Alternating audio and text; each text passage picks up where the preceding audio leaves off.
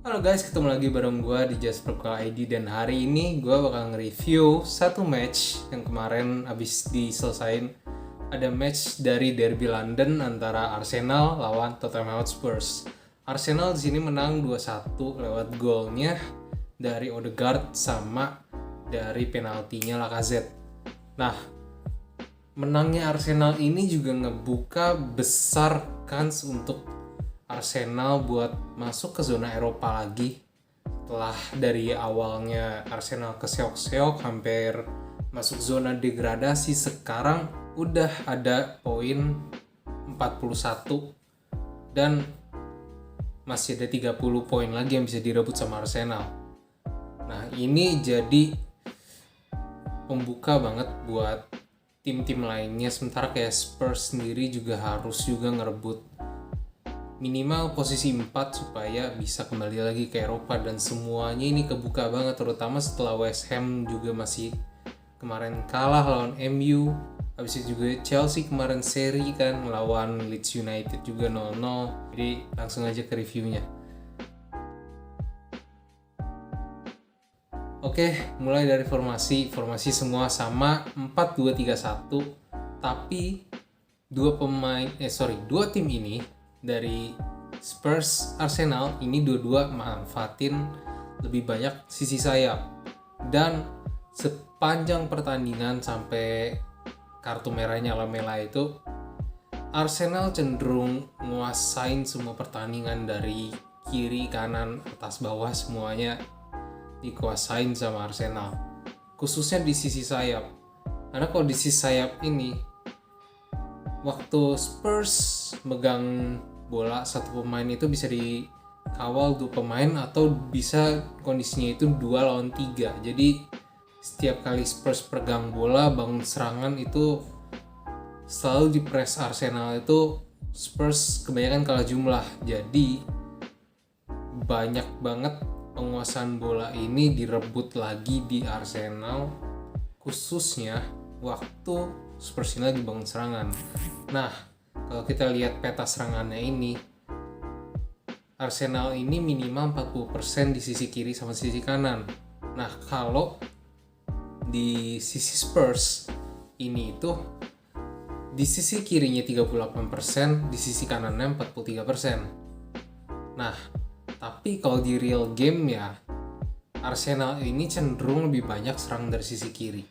Tapi kalau di data itu sisi kanannya 42%. Nah, sebenarnya kayak gini. Tottenham Hotspur ini dia ini cenderung lebih banyak nyerang dari sisi kiri. Dan kayak yang kita tahu juga, ini ada data juga dari Whoshurt.com di mana rata-rata shotnya ini selain dari sisi tengah, dia juga lebih banyak di sisi kiri.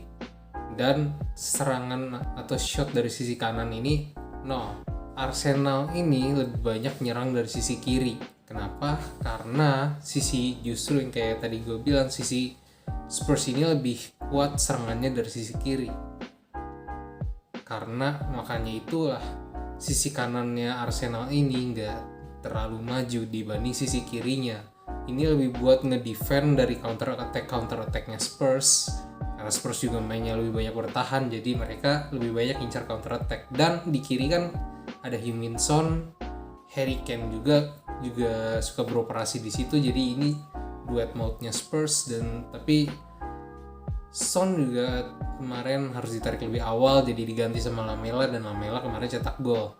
Dan golnya kemarin juga cukup keren juga, ngolongin Thomas Partey.